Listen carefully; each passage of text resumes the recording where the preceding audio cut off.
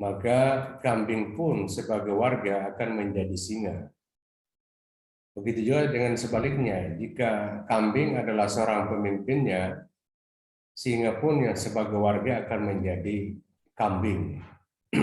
Jadi ini dalam analogi yang bersifat umum, bahwa sesungguhnya kemajuan suatu komunitas atau institusi sangat ditentukan atau dipengaruhi oleh kapabilitas dan integritas seorang pemimpin.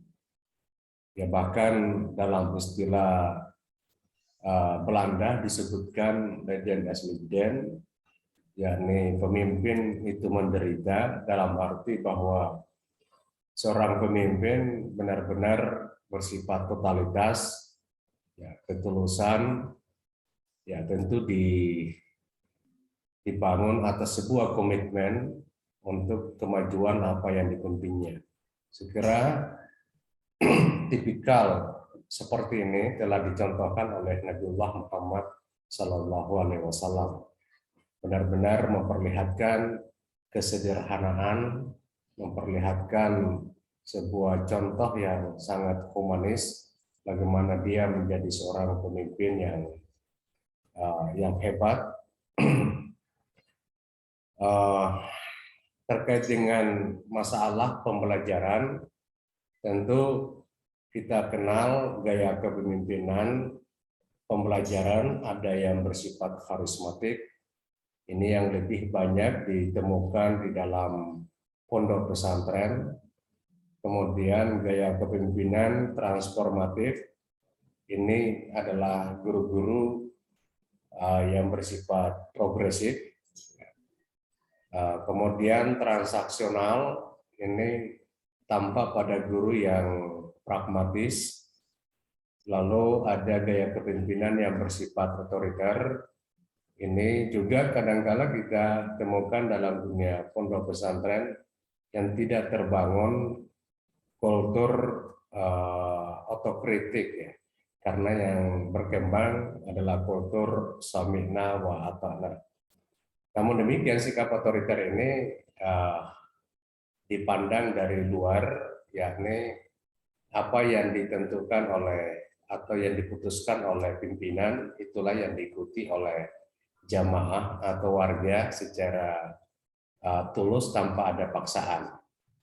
Namun demikian, bagi jiwa yang sudah terbangun otokritik, tentu dia akan merasa terkekang, terpenjara, terpasung oleh satu dinamika akibat dari gaya kepemimpinan otoriter itu sendiri. Dalam kajian tentang metaverse, bagaimana indikator seorang pemimpin yang berbasis virtual itu tentu diawali dengan motivasi atau dedikasi yang tinggi. Jadi seorang pemimpin ya tentu dia yang terdepan di dalam konteks bagaimana membangun sebuah kultur motivasi, kultur dedikasi yang tinggi. Ya, meskipun dalam suasana apapun, seorang guru harus mampu memperlihatkan performance yang baik, yang penuh dengan confidence, percaya diri di depan peserta didiknya. Kemudian seorang pemimpin itu ya tentu dia harus menjadi teladan dalam konteks intelektual. Kalau dalam doktrin kenabian disebut dengan fatanah. Jadi harus memang menjadi terdepan dalam hal intelektual agar dia bisa menjadi orang yang memberikan pencerahan kepada bawahannya. Kemudian inovasi. Jadi seorang pemimpin tentu diharapkan menjadi terdepan di dalam melahirkan gagasan-gagasan baru, ide-ide baru, ya, tentu karya-karya baru, sehingga terjadi dinamika dalam satu komunitas atau institusi itu sendiri. Lalu selanjutnya, seorang pemimpin harus komunikatif. Jadi komunikatif di sini yakni mampu membangun sistem kerja kolektif kolegial, bisa bekerja sama dengan orang lain, membangun kemitraan, bisa bersinergi dengan seluruh stakeholder yang terkait. Jadi komunikasi ini sangat penting dimiliki oleh seorang pemimpin demi untuk menggerakkan, memberdayakan dalam pencapaian tujuan yang telah ditetapkan. Kemudian indikator yang lain adalah teknologi. Jadi ini sangat penting, bukan menjadi sebuah pilihan, tapi sekarang ini menjadi sebuah keniscayaan yang mana bahwa seorang guru sudah menjadi kebutuhan untuk menguasai teknologi itu sendiri. Jadi ini merupakan indikator kepemimpinan digital atau kepemimpinan virtual yang saya kira menjadi tuntutan dan kebutuhan kita sekarang ini. Nah, dalam konteks kepemimpinan pembelajaran, ya tentu bagaimana seorang guru benar-benar mampu menggerakkan, memberdayakan, memaksimal potensi bawahan itu sendiri atau peserta didik, sehingga peserta didik dapat melakukan dinamika, gebrakan-gebrakan, atau menemukan sesuatu yang baru yang bisa dikembangkan atau yang relevan dengan potensi yang dimilikinya. Nah, oleh karena itu, bahwa kita sebagai guru benar-benar dapat menjalankan satu tugas pembelajaran berdasarkan perangkat yang telah didesain dan ditetapkan, sehingga bisa benar-benar mengarah kepada pencapaian tujuan yang telah ditetapkan. Terkait dengan apa yang menjadi isu-isu tadi yang diperbincangkan, ya, seorang pemimpin tentu dimulai dari bawah. Ya. Jadi ciri pemimpin yang baik itu dilihat dari indikator bawahan yang baik. Jadi kalau mencari pemimpin yang baik, carilah bawahan yang baik. Nah, kalau ada bawahan yang sudah mulai kalasi ya, tanda petik ya, kemudian suka membuli pimpinan atau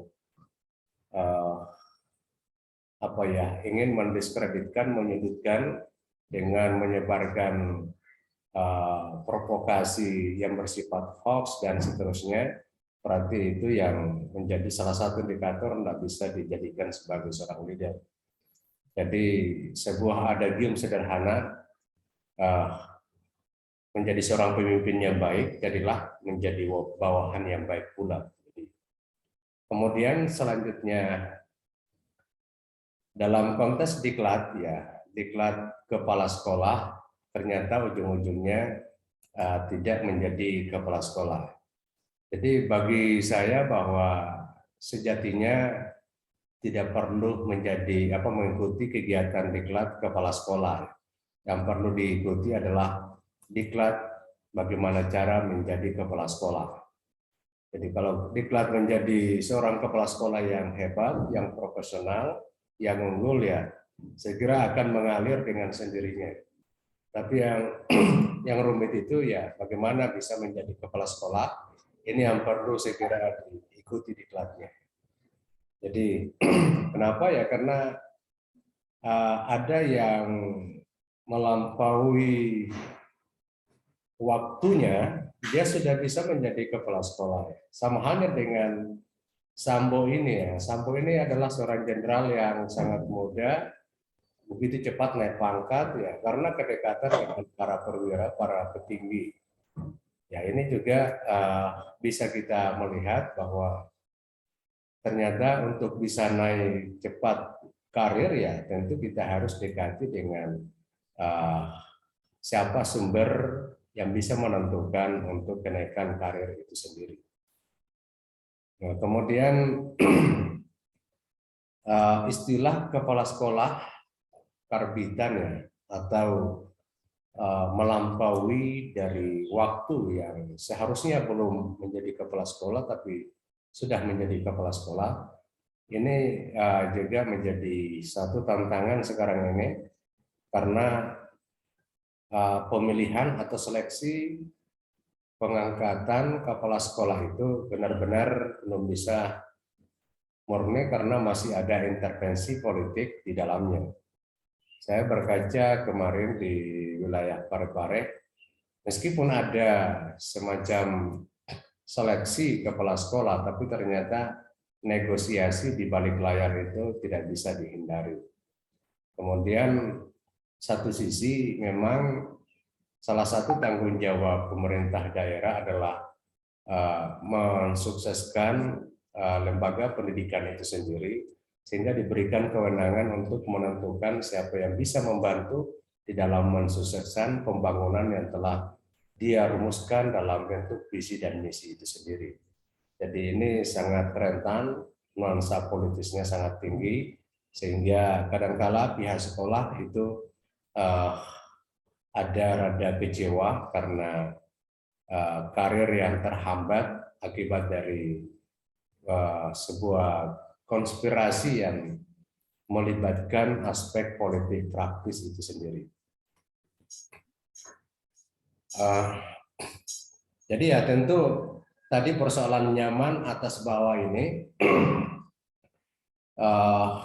di sini sangat dibutuhkan kemampuan komunikasi kepala sekolah.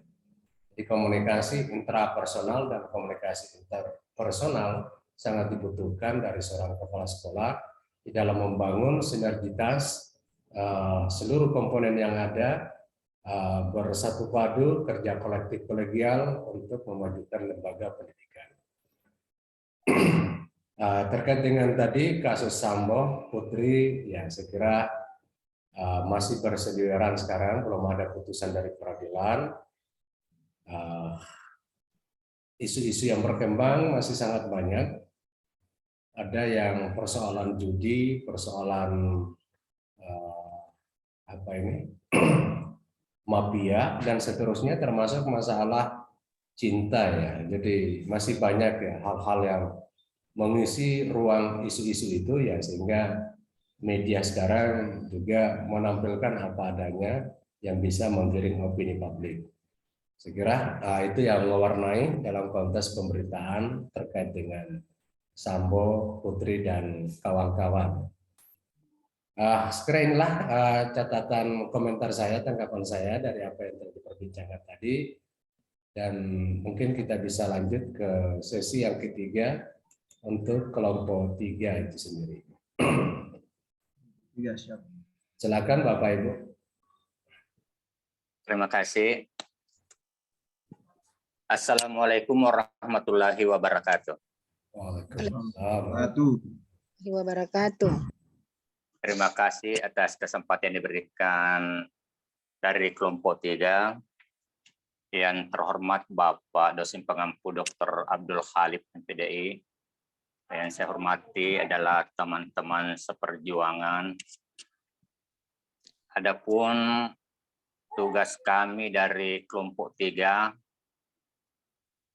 dalam kajian pengembangan kurikulum PAI era industri 4.0, yakni konstruksi teori dan konsep penilaian pembelajaran PAI.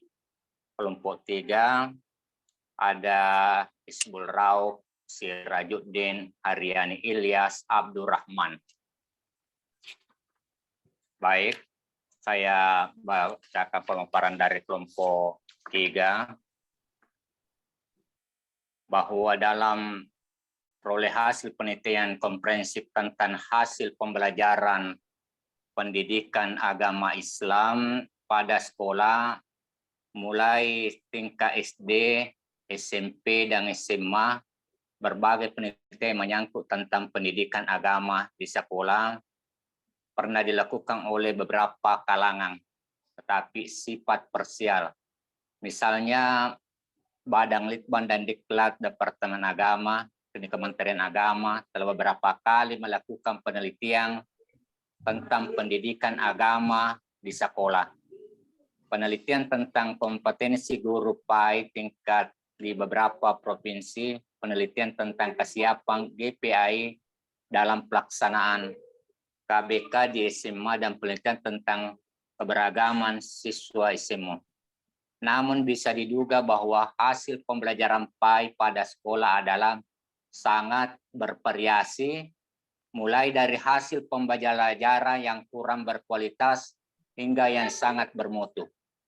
Pembelajaran yang dikembangkan selama ini adalah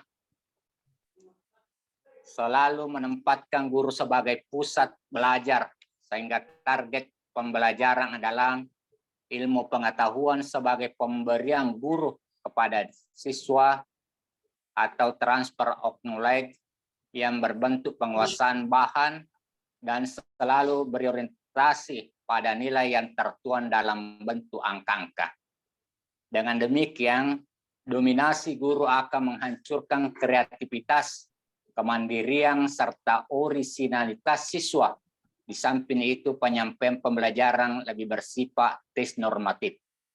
Pendidikan religiusitas atau keberagaman yang seharusnya berbentuk melalui pendidikan agama terabaikan atau gagal diwujudkan. Materi pendidikan agama Islam yang disajikan di sekolah masih banyak terjadi pengulangan-pengulangan dengan tingkat sebelumnya. Di samping itu, materi pendidikan agama Islam dipelajari tersendiri dan lepas kaitannya dengan bidang-bidang studi lainnya, sehingga mata pelajaran agama Islam tidak diterima sebagai sesuatu yang hidup responsif dengan kebutuhan siswa dan tantangan perubahan. Bahkan kehadiran pelajaran pendidikan agama Islam dapat dipastikan akan membosankan dan kurang menentang. Metodologi pembelajaran agama Islam di sekolah disampaikan sebagai guru secara statis, indoktrinatif, doktriner dengan fokus utama kognitif yang sibuk mengajarkan pengetahuan dan peraturan agama. Akan tetapi bagaimana menjadi manusia yang baik dalam peraturan agama harus itu penuh kasih sayang, menghormati sesama, peduli pada lingkungan, membenci kemunifikan dan kebohongan, dan sebagai justru luput dari perhatian. Dari ungkapan-ungkapan sebagaimana terurai di atas dapat dimengerti bahwa pelaksanaan pendidikan agama Islam di sekolah menghadapi sejumlah permasalahan yang mendesak untuk dipecahkan. Jika tidak dikhawatirkan justru misi utama yang hendak ditemban oleh pendidikan agama Islam malah tidak atau kurang mencapai sasaran. Evaluasi dan penilaian adalah proses yang dilakukan oleh guru untuk mengetahui, memahami, dan menggunakan hasil kegiatan belajar siswa dalam mencapai tujuan yang ditetapkan. Proses penilaian harus didasarkan atas suatu selang waktu, bukan sesaat saja. Ini berarti bahwa evaluasi merupakan kumpulan dari sederetan pengukuran yang dilakukan berkali-kali dengan suatu tujuan tertentu. Hasil belajar anak yang diperoleh melalui evaluasi itu tidak hanya sekadar untuk diketahui dan dipahami guru, tetapi yang lebih penting ialah agar dapat digunakan untuk tujuan tertentu seperti kenaikan kelas, meluluskan murid, dan sebagainya. Rumusan masalah berdasarkan hasil latar belakang masalah di atas dapat dirumuskan masalah oleh peneliti adalah: pertama, apa yang dimaksud dengan evaluasi pembelajaran? Kedua, apa fungsi dan tujuan evaluasi pembelajaran? Ketiga, bagaimana prosedur evaluasi pembelajaran? Pembahasan pengertian evaluasi menurut Ralph Taylor, evaluasi adalah proses yang menentukan sejauh mana tujuan pendidikan dapat dicapai. Sedangkan Cronbach, Stufflenbeck, dan Elkin mengartikan evaluasi yang menyediakan informasi untuk membuat keputusan. Pendapat lain dikemukakan oleh Malcolm dan Frofus mendefinisikan evaluasi sebagai perbedaan apa yang ada dengan standar dan mengetahui apakah ada selisih. Ada juga yang mengemukakan bahwa evaluasi adalah penelitian yang sistematik atau yang teratur tentang manfaat atau guna beberapa objek. Melihat dari uraian di atas, maka dapat dikatakan adanya perbedaan pendapat di antara para ahli tentang definisi dari evaluasi. Namun demikian secara garis besar masih ada titik temunya berkaitan dengan evaluasi dalam pembelajaran pendidikan agama Islam, maka dimaksudkan adalah ingin mengetahui, memahami, dan menggunakan hasil kegiatan belajar siswa dalam mencapai tujuan yang telah dicapai. Tujuan, fungsi, dan evaluasi pada dasarnya dapat digolongkan menjadi 4 kategori. Yang pertama, untuk memberikan umpan balik, feedback kepada guru sebagai dasar untuk memperbaiki proses belajar mengajar. Untuk menentukan angka hasil belajar masing-masing murid, antara lain diperlukan untuk penentuan kenaikan kelas dan penentuan lulus atau tidaknya murid. Untuk menempatkan murid dalam situasi belajar mengajar yang tepat sesuai dengan tingkat kemampuan karakteristik lainnya yang dimiliki murid. Yang keempat, untuk mengenal latar belakang psikologi, fisik, dan lingkungan murid yang mengalami kesulitan-kesulitan belajar yang hasilnya dapat digunakan sebagai dasar dalam memecahkan kesulitan-kesulitan tersebut. Pendekatan yang bersumber dari kriteria, referensi, evaluasi yang menggunakan pendidikan ini menghasilkan indeks yang mutlak tentang kemampuan hasil belajar siswa. Dengan mutlak di sini dimaksudkan bahwa evaluasi ini dapat memberikan informasi tentang apakah seorang siswa telah menguasai tujuan-tujuan instruksional yang diinginkan atau belum, terlepas dari hasil dicapai oleh teman-temannya yang lain. Karena itu alat evaluasi hendaknya disusun sedemikian rupa sehingga hasilnya dapat ditafsirkan dalam hubungan standar dan kriteria tertentu. Dengan pendekatan ini, tes disusun untuk mengetahui apakah siswa telah menguasai tujuan instruksional tertentu, bukan untuk membedakan antara siswa yang satu dengan siswa yang lain. Evaluasi formatif yang umumnya menggunakan pendekatan kriteria referensi ini cocok untuk diterapkan dalam evaluasi untuk keperluan menilai efektivitas program pengajaran yang diberikan dan menilai sejauh mana siswa telah menguasai kemampuan di dalam suatu program tertentu yang merupakan persyaratan untuk mengikuti program selanjutnya. Sementara itu, Rumayulis berpendapat bahwa sebagai salah satu komponen penting dalam pelaksanaan pendidikan Islam, evaluasi berfungsi untuk mengetahui tingkat kepahaman anak didik terhadap mata pelajaran yang disampaikan, mendorong kompetensi yang sehat antar peserta didik, mengetahui perkembangan anak didik setelah mengikuti proses belajar mengajar. Prosedur evaluasi hasil belajar, pertimbangan utama yang harus dilakukan ialah menentukan apa yang diukur, kemudian menganalisis dengan cepat tujuan yang akan dicapai dalam penilaian tersebut. Akhirnya ditentukan pula cara penafsiran hasil penelitian tersebut. Akhirnya cara yang guru akan memperoleh hasil seperti yang diharapkan. Sehubungan dengan hal tersebut, untuk melakukan penilaian hasil belajar maka harus menempuh langkah-langkah sebagai berikut.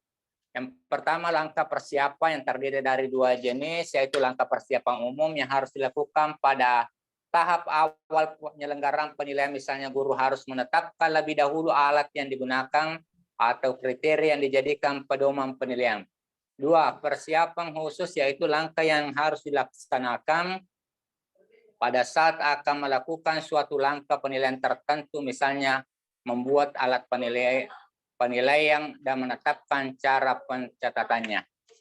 Kesulitan-kesulitan dalam evaluasi untuk mengadakan perbaikan, untuk itu diperlukan keterangan tentang baik buruknya mutu pengajaran. Sampai evaluasi perbaikan tidak mungkin, karena itu setiap orang atau instansi yang bertanggung jawab atas usaha pendidikan wajib mengadakan evaluasi, antara lain guru sendiri, kepala sekolah, dan seterusnya, termasuk lembaga yang berkaitan. Selanjutnya, sebagai penutup adalah evaluasi merupakan pengukuran tercapaian program pendidikan, perencanaan suatu program substansi pendidikan termasuk kurikulum dan pelaksanaannya, pengadaan dan peningkatan kemampuan guru, pengelolaan pendidikan, dan reformasi pendidikan secara keseluruhan. Sekolah harus menentukan batas-batas ketangguhan penyelesaian pada tuntutan kehidupan, waktu sekarang dan yang akan datang, yang dapat dicapai siswa sebagai hasil pengalaman belajarnya. Teknik-teknik dalam evaluasi hasil belajar penting untuk melihat hasil-hasil yang diperoleh dan penyelenggaranya, supaya bernilai praktis di dalam usaha pembangunan pendidikan modern di atas puing-puing yang lama, dan setiap jenis atau bentuk butir soal mempunyai cara penilaian atau scoringnya masing-masing. Terima kasih. Assalamualaikum warahmatullahi wabarakatuh. Assalamualaikum warahmatullahi wabarakatuh.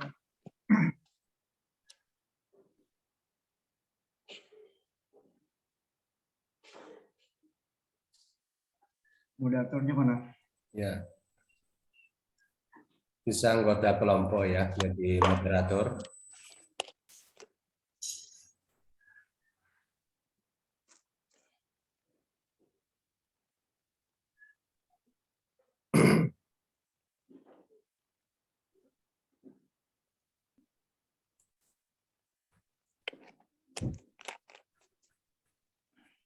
Kelompok 1, siap bertanya.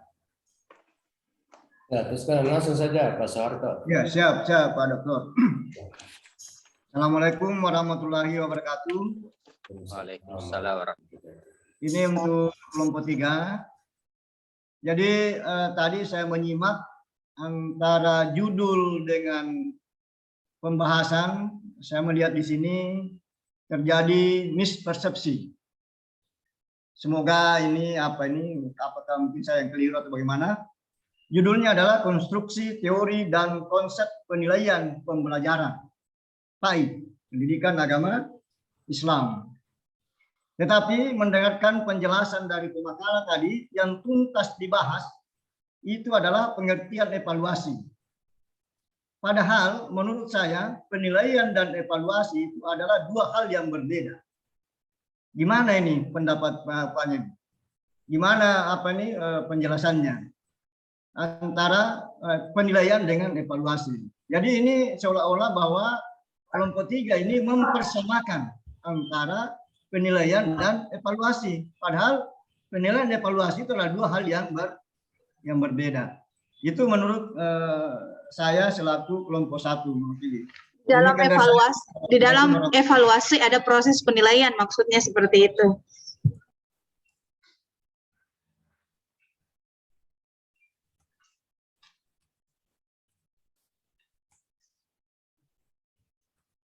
Bu Putri aja bertindak sebagai moderator. Ada moderatornya Bu Ani.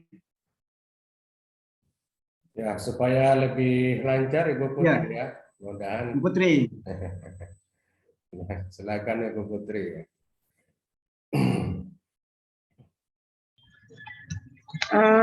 Baiklah, terima kasih atas kesempatannya. Dari kelompok 1 mempertanyakan tentang di mana keterkaitan antara evaluasi dan penilaian, dan menurut Pak Harto itu adalah sesuatu hal yang berbeda. Jadi dipersilahkan kepada kelompok 3 untuk memberikan penjelasan terkait hal itu. Silahkan. Terima kasih dari Pak Harto. Ya, apa yang dikemukakan tadi itu benar. Dari judul dan definisi dalam konstruksi teori dan konsep penilaian pembelajaran PAI itu maksudnya banyak dikemukakan dalam konsep pembahasan evaluasi. Itu memang benar karena kita ini cuma mengaitkan dalam berbagai preferensi dari pengertiannya itu dari judul kan, karena menurut Ralph Taylor evaluasi adalah proses yang menentukan sejauh mana tujuan pendidikan dapat dicapai. Dan keputusan pendapat ini dikemukakan dari Malcolm dan Propos mendefinisikan bahwa evaluasi sebagai perbedaan apa yang ada dengan standar mengetahui apakah ada selisih. Ada juga yang mengatakan bahwa evaluasi adalah penelitian sistematik yang teratur tentang manfaat atau guna beberapa objek. Jadi melihat dari uraian tadi apa yang dikemukakan dari pemakala dari kelompok kami memang membahas tentang berbagai macam tentang cara evaluasi dan mendasari dari apa perbedaan pendapat di antara para ahli tentang definisi dan evaluasi. Secara garis besar masih ada titik temunya nanti dikaitkan dengan ini, karena ini adalah pendidikan agama Islam itu kaitannya hampir siksik dalam masukan dalam ini mengetahui, memahami atau menggunakan hasil dalam mencapai tujuan yang telah ditetapkan. Terima kasih. Atau ada teman yang bisa bantu dari kelompok kami persilahkan.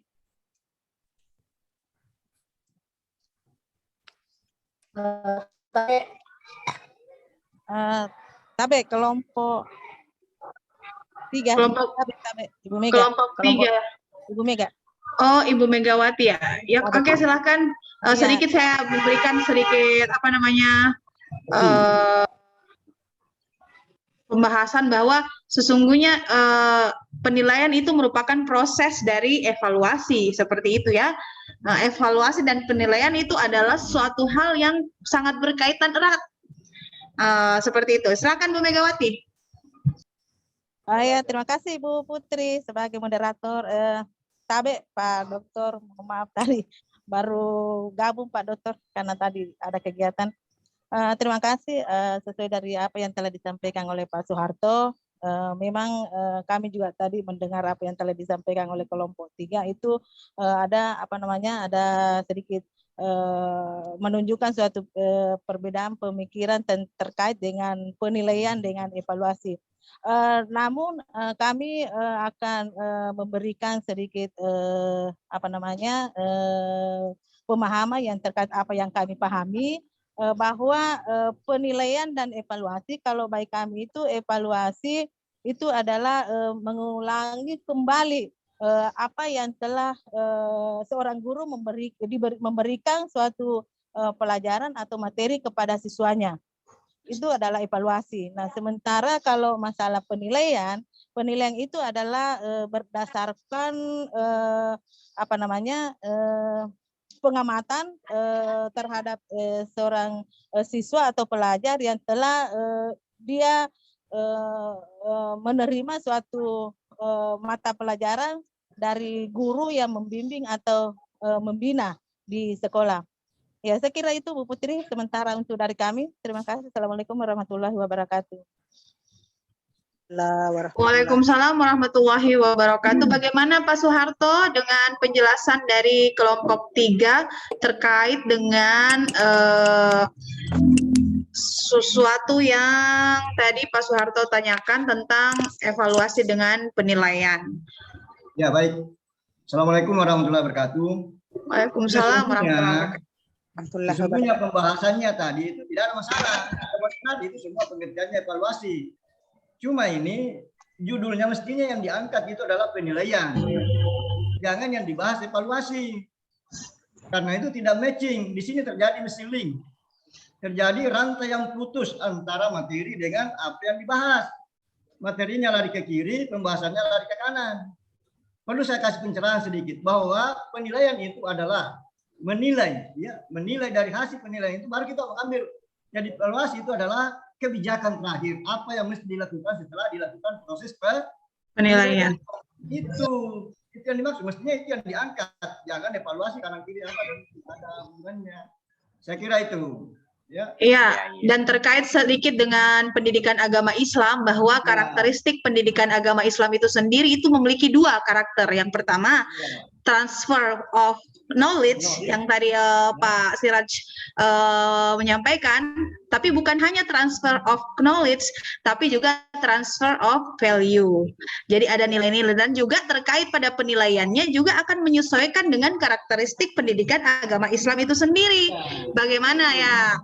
Bagaimana proses penilaiannya? Tentu menilai tentang sikap, ya, etika, attitude, dan lain-lain sebagainya. Kemudian pengetahuan juga tentang knowledge, bagaimana knowledge tersebut akan bermuara pada kesolehan. Kenapa selama ini orang mengatakan soleh itu adalah rajin sholat, soleh itu rajin ngaji, soleh itu selalu di masjid. Tapi menurut Majelis Ulama Indonesia, soleh itu apabila 3 nilai itu ada di dalam diri peserta didik dan bisa dicapai pada tujuan pembelajarannya. Yang pertama, nilai sains. Nilai sains ini terkait pada nilai-nilai kebenaran. Kemudian yang kedua, nilai nilai pragmatis, yaitu nilai kemanfaatan. Kemudian yang ketiga, nilai logik, yaitu nilai kebenaran. Kalau tadi yang etika itu humaniora, yaitu nilai-nilai yang ada di dalamnya tentang etika, kemudian tentang sikap dan lain sebagainya. Jadi ini tidak bisa berjalan sendiri-sendiri atau tidak bisa nampak salah satunya di antara peserta didik, tapi harus berbarengan. Dan ini yang paling dalam pendidikan nasional ini tiga ini yang paling sulit apabila harus berjalan bersinergi. Itu tantangan bagi kita seorang tenaga pendidik. Ya, mungkin hanya itu yang bisa saya berikan sedikit. Silahkan apabila masih ada yang ingin menyampaikan tentang evaluasi pendidikan agama Islam oleh kelompok 3. Masih dibuka kalau memang sudah tidak ada masalah. Ya. Ya. Ibu moderator. Oke, Ibu Haryani silahkan. Terima kasih kepada moderator dari pertanyaan yang diajukan oleh Pak Soeharto yang mempertanyakan antara mix matching antara judul dengan konten. Sebenarnya yang ada di sini evaluasi penjelasannya itu adalah penjabaran dari nilai, karena evaluasi yang ingin dicapai adalah nilai. Kenapa evaluasi itu diadakan? Karena ingin mendapatkan nilai. Dan kenapa itu nilai apa yang ingin dicapai? Yaitu kuantitatif dan nilai kualitatif. Jadi antara evaluasi adalah proses pemberian nilainya. Kemudian penilaiannya itu adalah hasil dari evaluasi itu sendiri. Jadi saya rasa antara evaluasi dengan penilaian itu adalah hal yang sama-sama untuk mendapatkan nilai dari hasil belajar anak itu sendiri. Jadi itu penjelasan saya. Nah, ini bisa dilihat mungkin dari rumusan masalah. Di rumusan masalah mungkin yang kami angkat di sini karena memang intinya adalah penilaian itu sendiri. Kenapa ada penilaian? Karena harus melalui evaluasi. Jadi oleh karena itu antara evaluasi dan penilaian itu sama-sama untuk mendapatkan nilai akhir dari hasil pembelajaran yang selama apakah di situ tadi ada formatif, kemudian ada sumatifnya.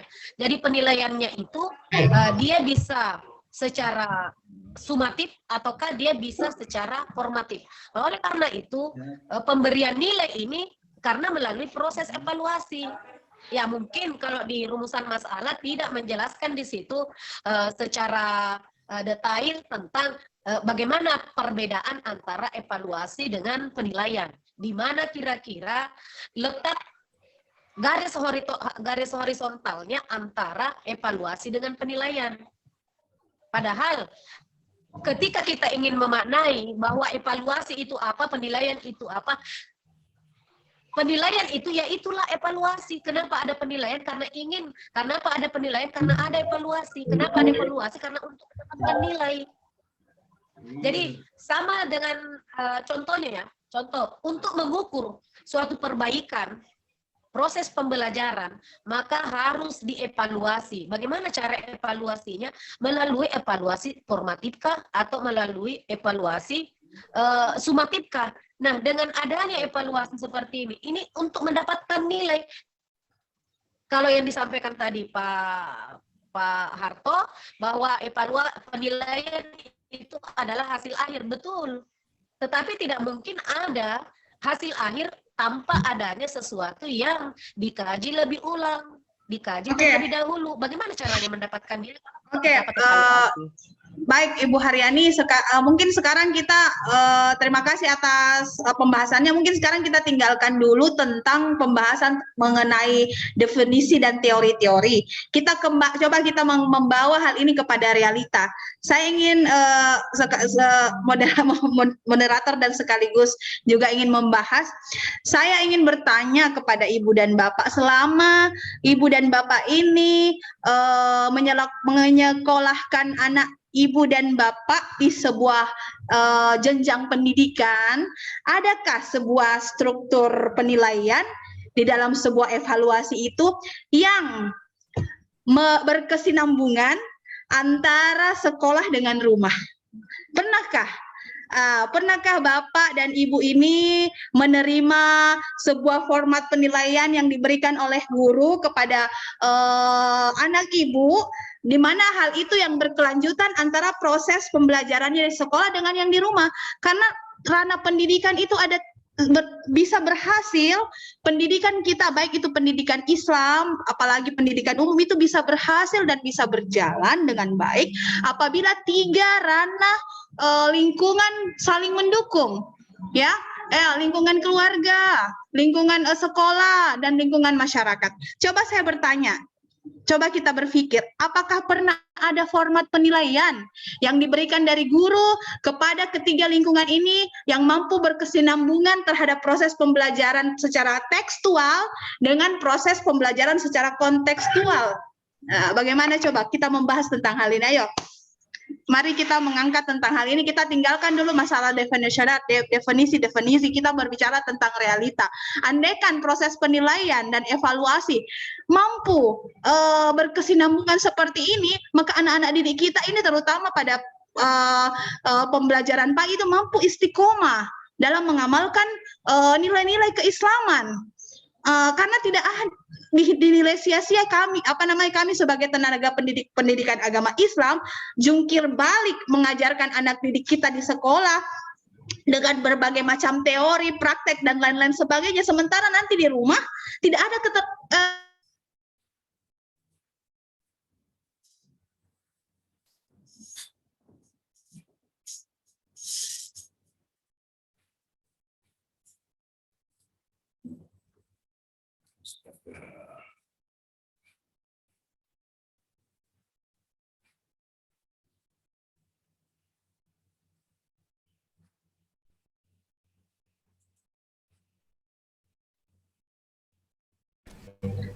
Begini, saya kira evaluasi dalam pendidikan harapkan jadi ada semacam nilai yang berupa sikap, ada nilai yang berupa prestasi keilmuan yang dimiliki oleh siswa. Jadi antara nilai dengan evaluasi saya kira tidak perlu dipermasalahkan itu dalam proses pembelajaran siswa. Apa yang disampaikan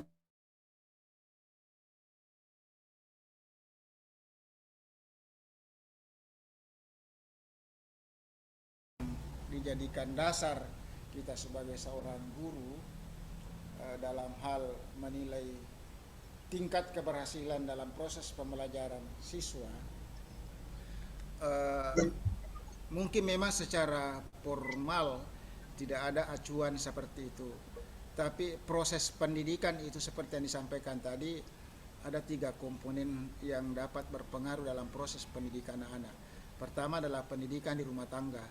Ya, pendidikan di rumah tangga itu sangat mencerminkan sistem nilai yang dimiliki oleh peserta didik, dalam hal ini sikap. Itu terutama di dalam rumah tangga, lingkungan keluarga atau pendidikan informal. Itu adalah bagian daripada proses pendidikan anak-anak. Sistem nilai yang didapatkan di sekolah itu sangat tercermin dari bagaimana pendidikan orang tua di rumah.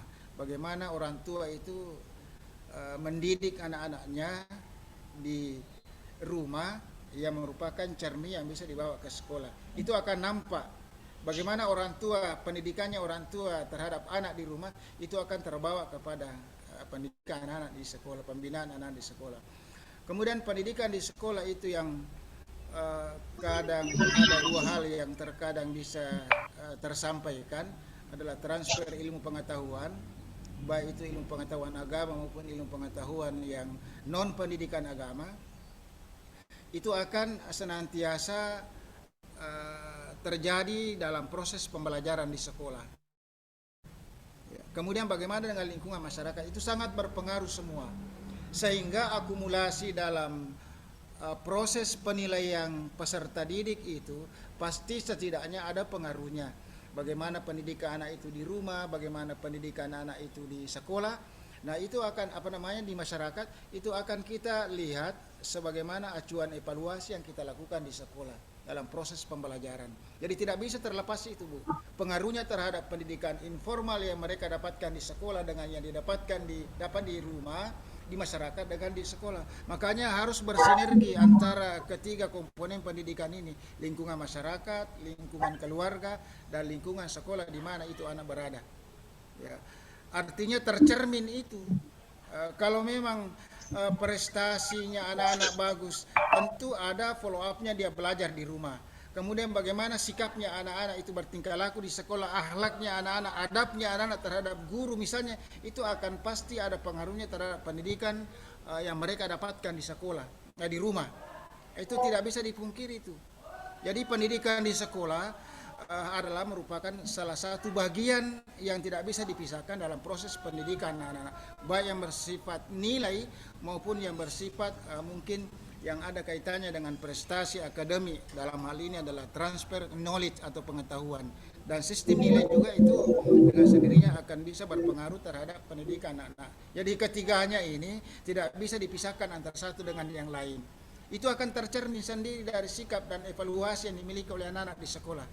Pasti ada pengaruhnya bagaimana pendidikan orang tuanya memperhatikan pendidikannya anak-anaknya di sekolah, waktu belajarnya di rumah, waktu istirahatnya di rumah, itu pasti akan berpengaruh terhadap hasil evaluasi pendidikan di sekolah, baik itu pendidikan agamanya maupun pendidikan yang non pendidikan agama Islam. Mungkin seperti itu. Jadi antara satu dengan yang lain tidak bisa dipisahkan, harus saling berpengaruh. Meskipun tidak ada secara portofolio itu menggambarkan bagaimana sikap penilaian itu anak-anak setelah anak-anak itu pulang ke rumahnya, kemudian anak-anak kembali antara rumah dan sekolah, bagaimana mereka berada di masyarakat.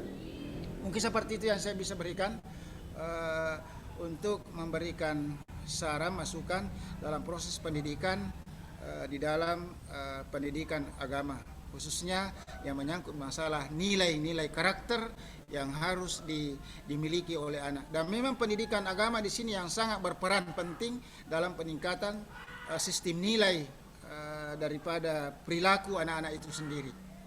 Saya pikir demikian. Terima kasih. Assalamualaikum warahmatullahi wabarakatuh. Assalamualaikum. Waalaikumsalam warahmatullahi wabarakatuh. Nampaknya sudah teramat panjang sesi di kelompok 3 ini. Mungkin sudah saatnya saya memberikan kesempatan kepada Bapak Doktor kita untuk memberikan penjelasan dan memberikan pemahaman terkait hal tersebut. Dipersilakan Pak Doktor.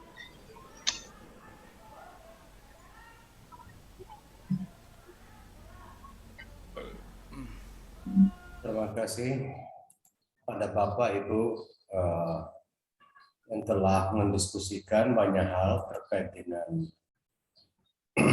evaluasi pembelajaran PAI berbasis ICT, baik dari sisi teoritis maupun praktis. Kajian tadi dalam perbincangannya sangat menarik.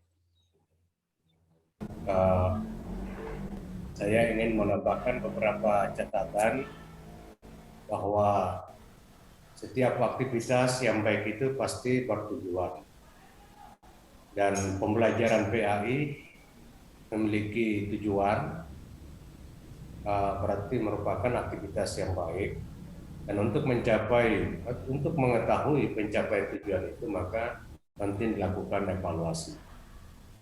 Jadi dalam evaluasi sebagaimana tadi yang diperbincangkan itu ada dua komponen utama, yakni measurement dan assessment. Ada kegiatan pengukuran dan ada penilaian. Jadi pengukuran dan penilaian inilah yang disebut dengan evaluasi. Jadi tadi juga disampaikan Bu Haryani ya, bagaimana membedakan pengukuran dan penilaian, dan ini sangat menarik karena Pak Soeharto telah memantik ya diskusi tentang apa itu penilaian dan apa itu evaluasi. Secara teoritis ya memang evaluasi pembelajaran itu di dalamnya ada measurement, pengukuran, dan ada penilaian. dan kegiatannya adalah tagihan dalam bentuk tes atau soal atau bentuk yang lain atau bersifat non-tes. Jadi kalau berbicara tentang pengukuran, tentu data yang dihasilkan adalah bersifat kuantitatif. Sedangkan penilaian, ya, data yang dilahirkan ini bersifat data kualitatif. Jadi kualitatif dan kuantitatif ini dibutuhkan untuk menjelaskan bagaimana satu proses dalam kegiatan evaluasi pembelajaran. Kalau hanya penilaian, ya, tentu tidak utuh di dalam menerjemahkan tentang evaluasi. Jadi perlu ada dukungan data yang bersifat measurement atau pengukuran itu sendiri. Jadi ya misalnya Bapak Ibu nanti kalau nilainya misalnya 3,8 itu dalam bentuk pengukuran measurementnya. Nah ini mendapatkan nilai 3,8 interpretasi tentang evaluasinya belum lengkap. Nah nanti diberikan satu diksi penilaian apa itu 3,8 berarti itu bermaksud sebagai dengan pujian berarti ini merupakan hampir angka yang sempurna. Jadi pengukuran bisa membutuhkan penilaian sebagai interpretasi satu angka ke dalam bentuk narasi atau penjelasan secara verbal. Jadi dua-duanya dibutuhkan. Nah, kalau penilaian lebih banyak ke hal-hal yang bersifat sikap tadi ada kalau dalam kurikulum lebih mengarah kepada hidden kurikulum. Kemudian untuk memberikan satu interpretasi tentang sikap religius, sikap karakter dan seterusnya, ini lebih mengarah atau lebih membutuhkan ya pendekatan penilaian. Kenapa ya? Karena untuk mengukur satu sikap, mengukur iman itu ya amat susah ya. Jadi nanti juga terjebak ke dalam satu indikator-indikator yang tidak merepresentasikan satu muatan atau ruang lingkup dari objek yang mau diteliti seperti iman tadi itu.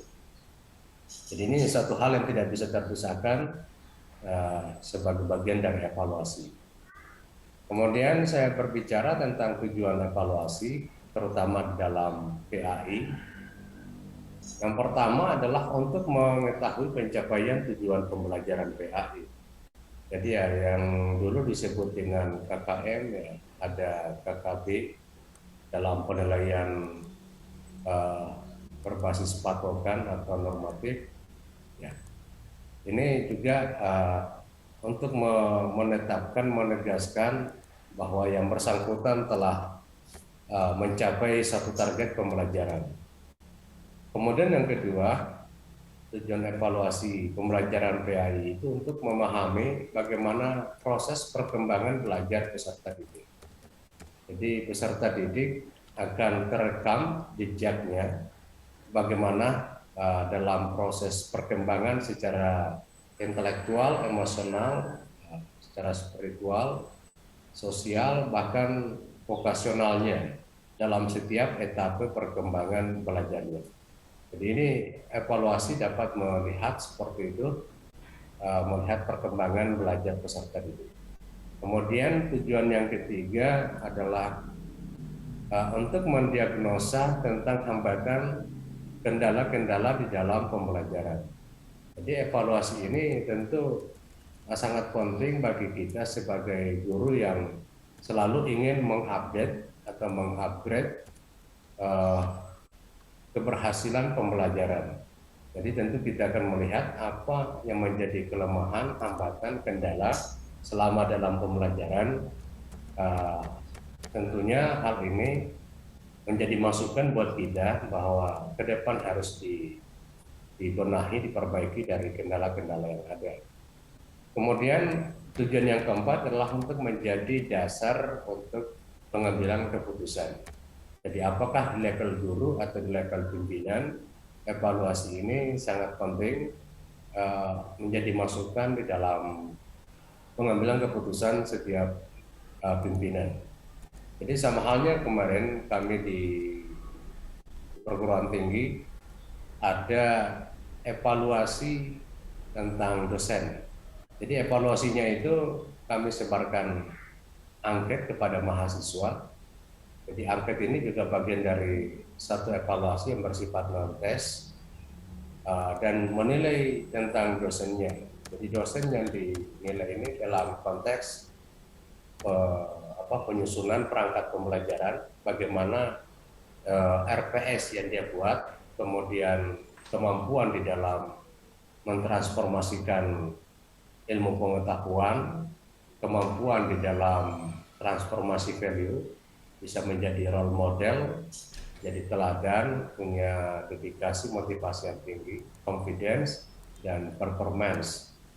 Nah, ini ketika didapatkan hasil angket dari mahasiswa ya, jadi ternyata banyak dosen yang punya nilai rendah, dan di bawah target dari lembaga penjaminan mutu. Sehingga rekomendasi dari itu pimpinan mengambil keputusan untuk melaksanakan kegiatan pelatihan buat dosen dalam konteks membuat perangkat pembelajaran dan penguatan penerapan strategi pembelajaran.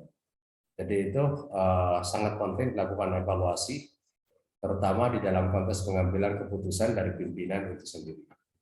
Kemudian selanjutnya, kalau melihat dari substansi dan esensi prodi disiplin ilmu PAI itu sendiri, kita bisa melihat bahwa PAI ini sangat unik, berbeda dengan mata pelajaran yang lain.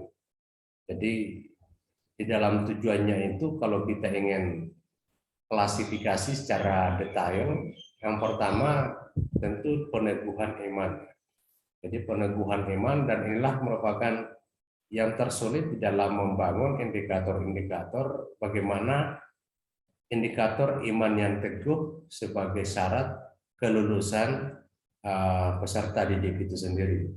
Jadi tentu di sini membutuhkan satu pengawasan yang melekat, perekaman dari waktu ke waktu tentang konsistensi atau sikap istiqamah peserta didik dalam hal iman itu sendiri.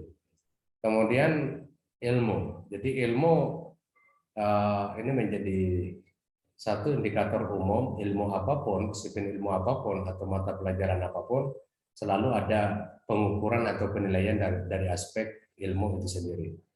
Kemudian aspek ibadah atau pengamalan. Nah, dalam konteks PAI maka harus dilihat juga bagaimana tingkat kesadaran peserta didik di dalam mengamalkan ajaran Islam yang telah dia terima dari pendidik itu sendiri. Lalu akhlaknya. Jadi akhlak di sini juga bagian dari penilaian di dalam konteks PAI. Bagaimana seorang peserta didik dapat mengamalkan perilaku-perilaku yang telah digariskan di dalam Islam itu sendiri. Kemudian selanjutnya adalah muamalah. Aspek muamalah ini bagaimana berinteraksi, membangun relasi dengan kehidupan di luar dirinya seperti manusia, lingkungan alam, sampai kepada Tuhan itu sendiri. Jadi ini adalah merupakan pemetaan dari orientasi penilaian pendidikan agama Islam itu sendiri, sehingga ini yang menambah sedikit lebih rumit bagaimana evaluasi mata pelajaran PAI dibanding dengan mata pelajaran yang lain. Nah, dengan demikian bahwa evaluasi ini sangat penting untuk dikembangkan, dikreasikan sedemikian rupa karena sangat sensitif sesungguhnya. Tujuan utama evaluasi adalah dapat memberikan motivasi kepada peserta didik agar lebih giat, lebih berdedikasi tinggi, mengembangkan potensinya. Tapi namun demikian, justru kebanyakan hasil evaluasi yang diberikan oleh guru atau dosen itu justru mematahkan semangat belajar peserta didik itu sendiri. Mungkin karena tidak puas atau kecewa atau dianggap guru atau dosen itu diskriminatif, tidak objektif dan seterusnya. Jadi ini perlu ada semacam sikap kehati-hatian bagaimana memberikan nilai kepada peserta didik, karena itu terkait dengan variabel seperti motivasi, dedikasi, bahkan penilaian peserta didik itu sendiri kepada guru dan dosen. Jadi ini sangat penting. Kemudian selanjutnya bagaimana dengan evaluasi di era sekarang ini? Tadi saya sudah singgung di awal tentang assessment tools. Ya, ini bagaimana evaluasi dalam pemberdayaan atau pelibatan digital. Dan saya kira ini sangat penting. Ada beberapa platform yang kita bisa kembangkan seperti Quizzes, ya. Ada Monkey, ya. Ada sampai 5 ya, kalau salah, itu yang sering digunakan para pendidik di dalam mengembangkan assessment tools. Dan itu untuk pengukuran atau penilaian dalam konteks pengetahuan dan keterampilan itu sangat efektif dan sangat efisien. Dari sisi objektivitas sangat eligible, sangat layak, ya, bisa dipertanggungjawabkan. Nah, namun demikian, platform ini lebih mengarah kepada tujuan pembelajaran yang bisa diukur, sehingga perlu dikembangkan sedemikian rupa sehingga mampu mengakomodasi ranah penilaian yang susah untuk diukur, ya, yang memiliki indikator-indikator yang sifatnya fluktuatif. Ya, sama halnya dengan kesadaran dalam menjalankan ibadah. Kadangkala hari ini anak-anak rajin ibadah, ternyata besok berubah lagi. Itu adalah ranah yang susah untuk dipastikan tentang keberhasilannya karena indikator yang bersifat abstrak, dan itulah bagian dari ciri khas dan karakteristik dalam pembelajaran PAI. Dan terakhir, catatan tambahan dari saya tentang sinergitas lingkungan pendidikan itu sendiri, saya kira ini sangat penting. Ya, namun demikian masih berat untuk dikembangkan, ya, jangankan melibatkan pihak keluarga, sistem evaluasi saja di sekolah terkait dengan pembelajaran, guru masih kadang-kala kewalahan untuk melakukan evaluasi berdasarkan tuntutan administrasi yang ada.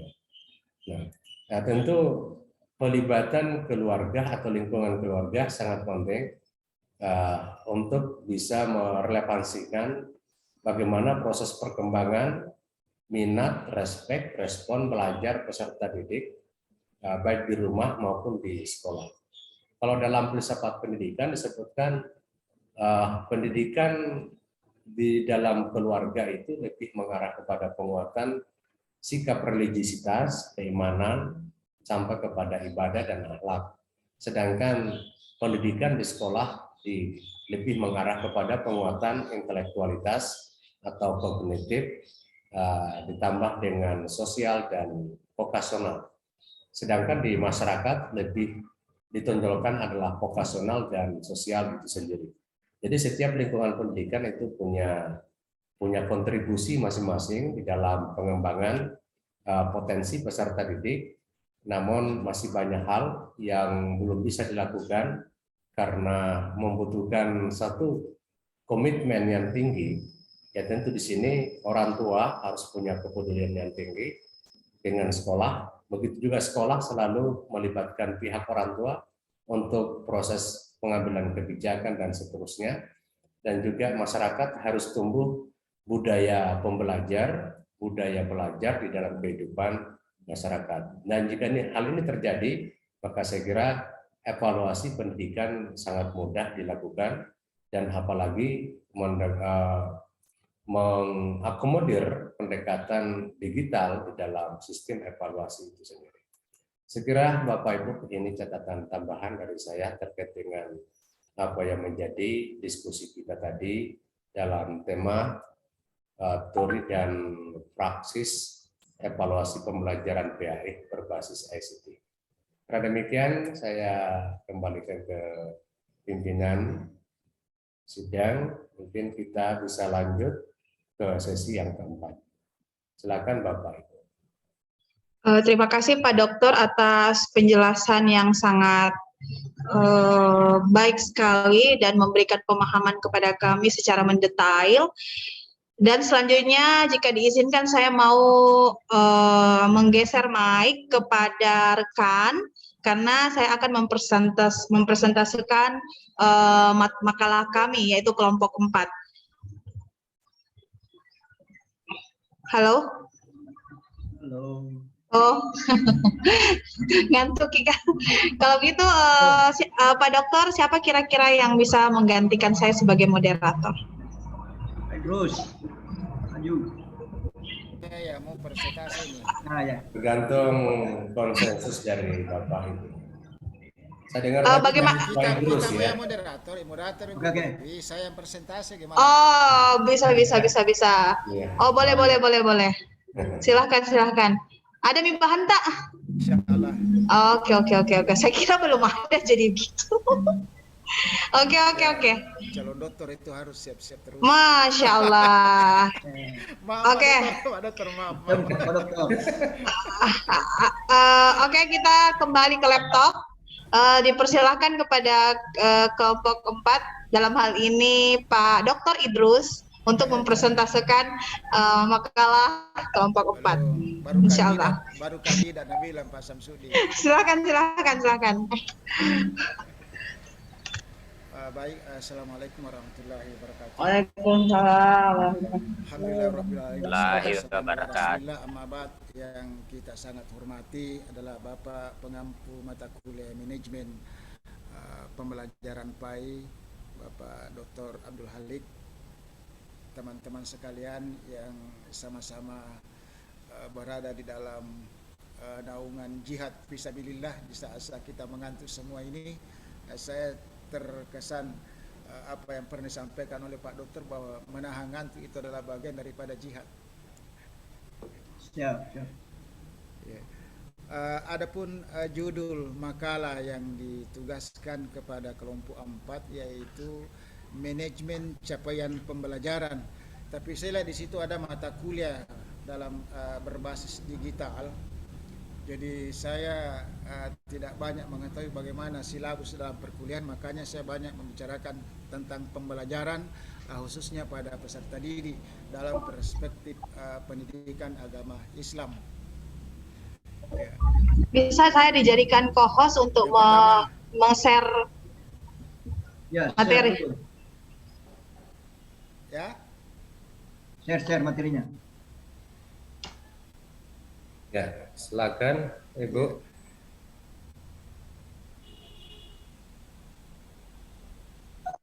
Mana materi tak pengen? Tunggu dulu ya. Tunggu dulu,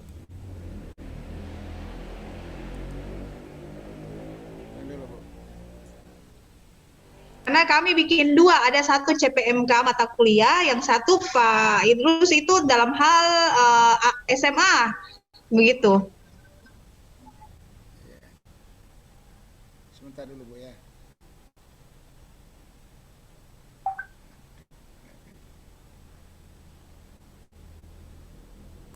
Sebentar dulu ya karena ini lagi ada gangguan ini laptop apa namanya ini. Jadi saya baca saya dulu di. Halo. Oh, silakan. Bisa didengar, Pak? Bisa.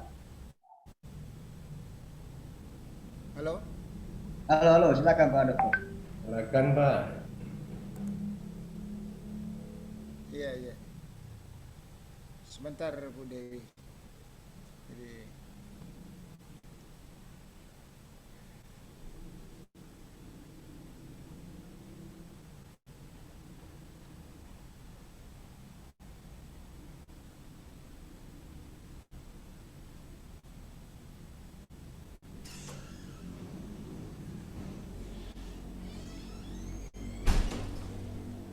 screen share-nya kita yang munculkan ya, Bu Putri.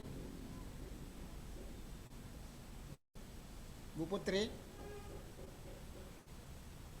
Ya. Putri, kita japri saja saya materinya, Pak. ini Mi karena dia tidak masuk di WA ini. Kalau begitu saya pale dulu persentase di. Oke. Kita Oke, siap. Sudah tampil kah? Sudah tampil outcome based learning. silabus dan RVS aplikasi pembelajaran digital. Oke. Tunggu lagi loading ini.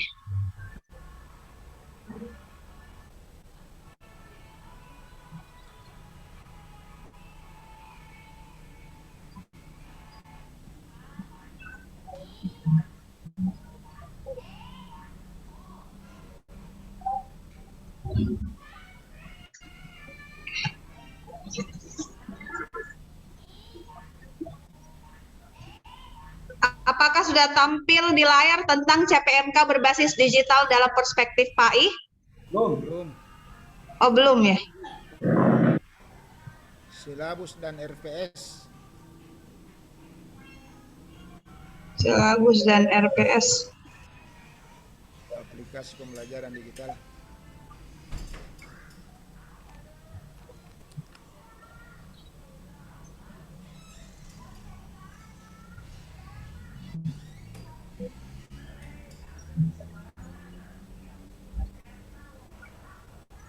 Sudah tampil CPMK berbasis digital dalam perspektif PAI? Ya, oke. Oke.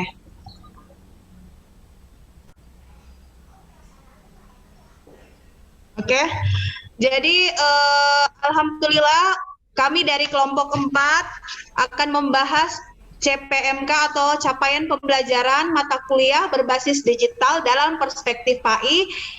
Kelompok kami terdiri dari Pak Saiful Mahsan, yang kedua Pak Muhammad Arsyad, yang ketiga Muhammad Idrus, dan yang keempat saya sendiri yaitu Putri Dewi.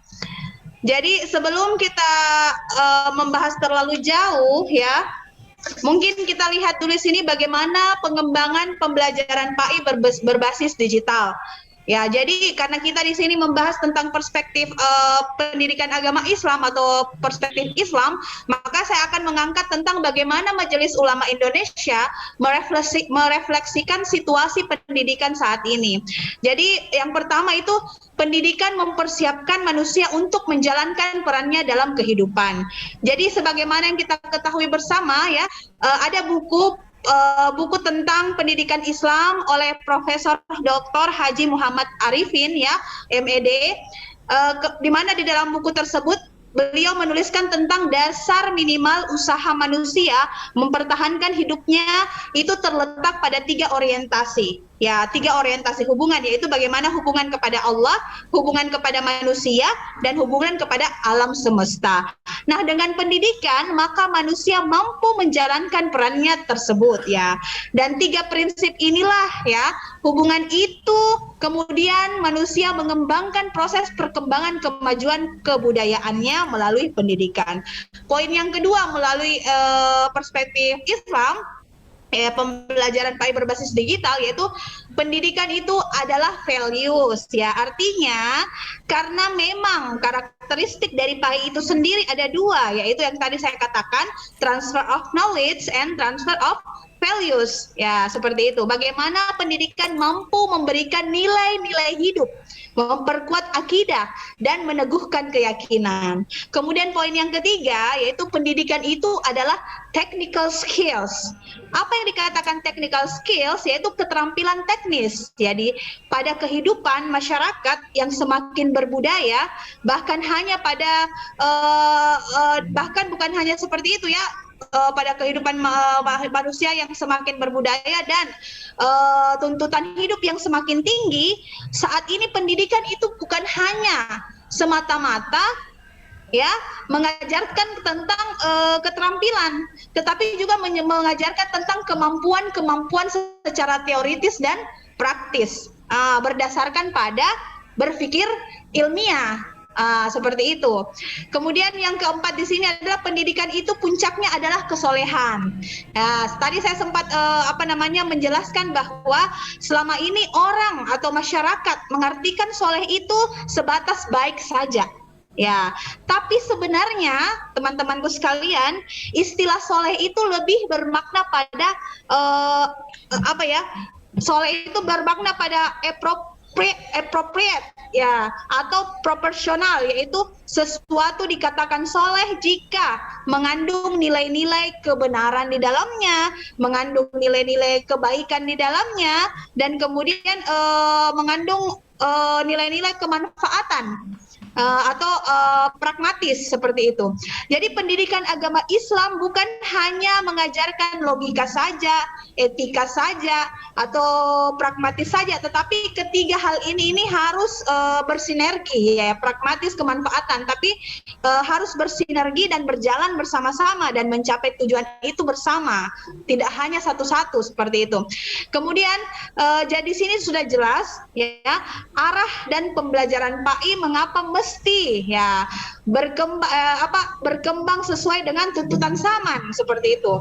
Jadi apalagi pada saat ini era digital, jadi perspektif Islam terhadap pembelajaran PAI berbasis digital. Jadi telah dibahas sebanyak 4 poin tadi. Mengapa ya? Mengapa perlu adanya pembelajaran PAI berbasis digital ya? Tetapi dalam pendidikan nasional ya, kawan-kawanku sekalian, ketiga hal ini sangat sulit sekali untuk jalan bareng. Seperti itu, sulit sekali untuk bisa terwujud secara bersama, seperti itu ya. Kemudian selanjutnya slide selanjutnya yaitu bagaimana kurikulum dan kebijakan pendidikan dalam perspektif Islam di era digital saat ini. Jadi yang pertama sebenarnya kurikulum kita ini dalam keadaan baik-baik saja. Yang menjadi permasalahan itu adalah pada eksekusinya, ya, seperti yang selalu dikatakan oleh Pak Harto, yang menjadi permasalahan yaitu yang menjalankan daripada kurikulum tersebut.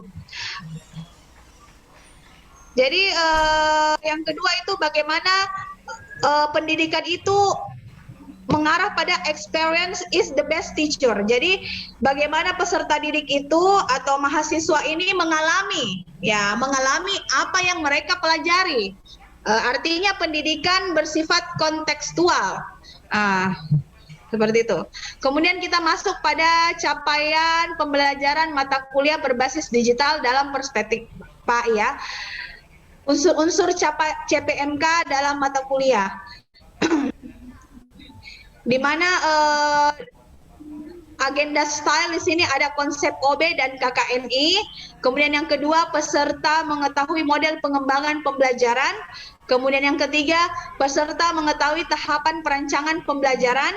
Dan yang keempat, peserta memahami konsep RPS dan mampu menyusun RPS, seperti itu. Jadi terlebih dahulu ya, pasti kita ingin mengetahui apa sih itu CPMK dan sub CPMK. Di sini kami menuliskan tentang capaian pembelajaran lulusan prodi atau CPL prodi adalah kemampuan yang dimiliki oleh setiap lulusan prodi, pengetahuan dan keterampilan sesuai dengan jenjang prodinya yang diperoleh melalui proses pembelajaran. Kemudian CPL yang dibebankan pada mata kuliah adalah beberapa capaian pembelajaran lulusan program studi yang digunakan untuk pembentukan atau pengembangan sebuah mata kuliah yang terdiri dari aspek sikap, keterampilan umum dan keterampilan khusus serta pengetahuan. Kemudian yang ketiga adalah CPMK. CPMK di sini adalah kemampuan yang dijabarkan secara spesifik dari CPL yang dibebankan pada mata kuliah dan bersifat spesifik terhadap bahan kajian atau materi pembelajaran mata kuliah tersebut. Yang terakhir adalah sub CPMK, adalah kemampuan yang dijabarkan secara spesifik dari CPMK yang dapat diukur atau diamati dan merupakan kemampuan akhir yang direncanakan pada tiap tahapan pembelajaran dan bersifat spesifik terhadap materi pembelajaran mata kuliah tersebut. Seperti itu. Kemudian selanjutnya di sini ada CPL ya, CPL prodi, ada namanya sikap, Ini rumusan daripada sikap tersebut, keterangan. Pengertiannya tadi saya sudah sampaikan, kita lanjut saja di sini. Di sini dalam sebuah perguruan tinggi, dalam strata 1, ya, uraian kemampuan kerja lulusan yang bersifat umum itu yang pertama. Bagaimana mahasiswa mampu melaksanakan tugas akhir di bidang keahlian atau keilmuannya berdasarkan kaidah keilmuan yang hasilnya disusun dalam bentuk skripsi atau karya desain, seni, model, beserta deskripsinya berdasarkan metode atau kaidah rancangan. Halo? Kemudian yang kedua, bagaimana mahasiswa mampu mempublikasikan hasil tugas akhir atau karya desain, seni, model yang dapat diakses oleh masyarakat akademik. Dan keempat, mampu bertanggung jawab atas pekerjaan di bidang keahliannya secara mandiri. Kemudian yang keempat, mampu mengambil keputusan yang tepat berdasarkan analisis dan evaluasi terhadap pekerjaan yang menjadi tanggung jawabnya. Kemudian yang kelima, mampu mengelola pembelajaran diri sendiri. Kemudian yang keenam, mampu mengkomunikasikan informasi dan ide melalui berbagai bentuk media kepada masyarakat sesuai dengan bidang keahliannya. Jadi saya lanjut lagi untuk memperlihatkan contoh daripada CPMK yang berbasis digital ya teman-teman ya, supaya kita langsung melihat contohnya saja. Bagaimana? Oke, di sini saya ada mengambil contoh.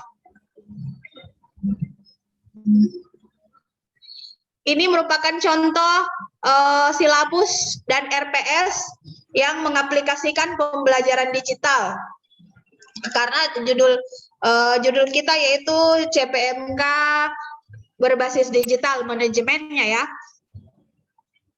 Ya, jadi manajemennya itu bagaimana mempersiapkan perangkat perkuliahan ya, pembelajaran, pengajaran seperti silabus, RPS, menyusun menyusun profil lulusan. Karena dari profil lulusan tersebut teman-teman yang mampu nanti menurunkan yang namanya mata kuliah, bahkan kemudian capaian pembelajaran dan lain-lain sebagainya. Apa yang mau menjadi tujuan dari perguruan tinggi tersebut, apa yang mereka ingin hasilkan terhadap mahasiswa tersebut itu dirembukkan dalam sebuah manajemen. Kemudian ini ada contoh daripada silabi mata kuliah yang berbasis pembelajaran digital, di mana kita lihat di sini capaian pembelajaran. Apakah masih nampak ya? Halo? Halo? Nampak. Ya, silabus ya, silabus. Ngomong-ngomong Kijeng, apa dikira kamu bicara sendiri? Ini pendengar yang baik. Kemudian ini capaian pembelajaran mata kuliah yang berbasis digital. Yang pertama ini ada sikap, di mana ranah sikap ini ada 5 poinnya, yaitu berkontribusi dalam meningkatkan mutu kehidupan bermasyarakat, berbangsa, bernegara, dan berhadapan berdasarkan Pancasila. Mengapa saya jelaskan sedikit di sini? Karena pendidikan itu pada hakikatnya mampu menciptakan hidup yang dinamis. Apa sih itu artinya hidup yang dinamis? Hidup yang dinamis di mana ya satu pihak pendidikan ini mampu mengajak masyarakat mampu mengajak masyarakat merealisasikan cita-citanya. Dan di sisi lain ya di sisi lain masyarakat mampu menjadi pendorong terhadap terhadap cita-cita masyarakat yang cita-citanya yang tinggi seperti itu. Kemudian di kemudian hari nanti itu bagaimana pendidikan ini mampu menjadi pendobrak terhadap keterbelakangan cita-cita. Karena ada di kalangan kita ini yang menganut bahwa untuk apa sih saya sekolah? untuk apa sih saya sekolah? Saya juga bisa belajar sendiri, dan juga dengan tidak sekolah saya juga bisa menghasilkan uang. Kira-kira kalau ada segelintir masyarakat yang berpendapat seperti itu, apakah mereka keliru atau tidak? Padahal tujuan daripada pendidikan itu sendiri itu mampu menciptakan masyarakat yang dinamis tadi itu, antara hubungan, ada tercipta interaksi antara masyarakat dengan pendidikan seperti itu. Kemudian yang kedua, bekerja sama dan memiliki kepekaan sosial terhadap kepedulian terhadap masyarakat dan lingkungan. Kemudian poinnya yang ketiga, pada capaian sikap, menginternalisasi nilai, norma, dan etika akademik. Kemudian yang keempat, menunjukkan sikap bertanggung jawab atas pekerjaan di bidang keahliannya secara mandiri. Kemudian yang kelima, menginternalisasikan semangat kemandirian, kejuangan, dan kewirausahaan. Kemudian ini sudah berbasis kayaknya KKNI. Kemudian CP pengetahuan. Yang mau dicapai di sini menguasai konsep dasar pembelajaran digital, menguasai komputer dan pembelajaran digital, menguasai internet dan pembelajaran digital. Apalagi CP keterampilan umum. Ini seperti kalau SMP, SMA juga ya, kayak perangkat pembelajarannya begitu. Kemudian ini CP keterampilan khusus, kita tidak usah baca satu-satu ya. Ini adalah sebagian contoh daripada CPMK mata kuliah berbasis digital. Oke, saya serahkan kembali kepada Pak Idrus. Mungkin ada yang mau ditambahkan, Pak Idrus? Barangkali untuk seksi kita punya ini makalah, itu saja yang kita bisa diskusikan. Karena begitu. Kalau saya mau tambahkan ya terlalu banyak, karena ini menyangkut masalah pembelajaran digital juga yang persepsinya untuk mata kuliah sekolah menengah pendidikan. Oh, yang kita punya sekolah menengah ya? Iya, pembelajaran PAI di sekolah. Karena memang sesuai dengan judulnya ini kan capaian pembelajaran mata kuliah berbasis digital dalam perspektif pendidikan agama Islam. Makanya memang cocok sekali kalau dosen yang paparkan ini. Terima kasih. Baiklah kalau begitu. Itulah tadi penjabaran daripada manajemen manajemen PAI berbasis digital mata kuliah ya, capaian pembelajaran mata kuliah berbasis digital.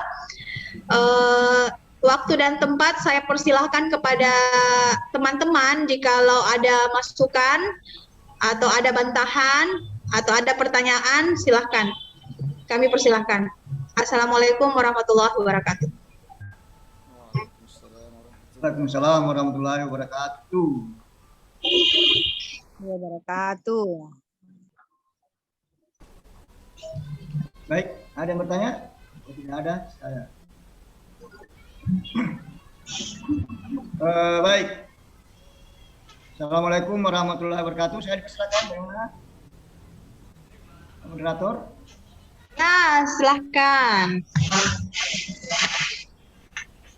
Alhamdulillah, jadi mendengarkan dan menyimak tadi penjelasan dari kelompok 4 yang dipaparkan oleh Bu Putri Dewi sangat lengkap, sempurna sekali. Jadi kalau ini yang diimplementasikan saya kira sudah sangat paripurna. Namun yang menjadi pertanyaan saya, apa kondisi di lapangan? Ya, itu tadi sudah sangat ideal. Jika itu diimplementasikan secara menyeluruh, janganlah 100%, 90% diimplementasikan tadi konsep-konsepnya itu sudah sangat bagus sekali. Namun yang menjadi fakta menurut saya dan pengalaman saya juga waktu mahasiswa, ya tentu yang menonjol pada level mahasiswa itu hanya ditonjolkan itu adalah kompetensi kognitif saja, pengetahuan, ya.